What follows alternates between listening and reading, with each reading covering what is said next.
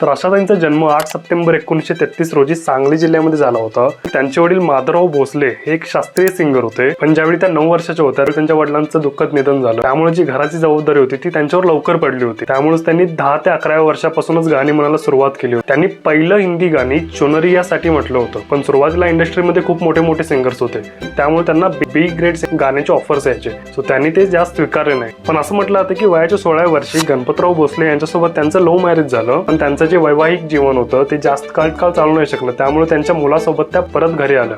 त्यानंतर आशाताईंना cabaret songs, item songs साठी प्रसिद्धी मिळाली। त्यानंतर त्यांनी क्लासिकल, फोक, पॉप अशा प्रकारची गाणी म्हणायला सुरुवात केली। तिथून त्यांच्या लाईफ मधला टर्निंग पॉईंट आला। त्यानंतर त्यांची भेट झाली music director R D Burman सोबत। यांची जोडी खूप फेमस झाली। पिया तू अब तो आजा, दम मार दो अशी त्यांची गाणी खूप फेमस झाली। आशाताई या सर्वात जास्त सॉन्ग रेकॉर्ड करणाऱ्या सिंगर्स पैकी एक सिंगर आहेत जगामध्ये। आशाताईंबद्दल तुम्हाला जी गोष्ट खूप कमी लोकांना माहित आहे ती गोष्ट आहे की आशाताईंना कुकिंगची पण खूप आवड होती आणि UK आणि दुबईमध्ये आशाच रेस्टॉरंट ही एक रेस्टॉरंटची चेन सुरू केली। या काही गोष्टी होत्या आशाताईंबद्दल। जरी त्या आज आपल्यामध्ये नसल्या तरी त्यांचा आवाज अमर आहे आपल्या सर्वांमध्ये। तर ही गोष्ट तुम्हाला माहित होती का?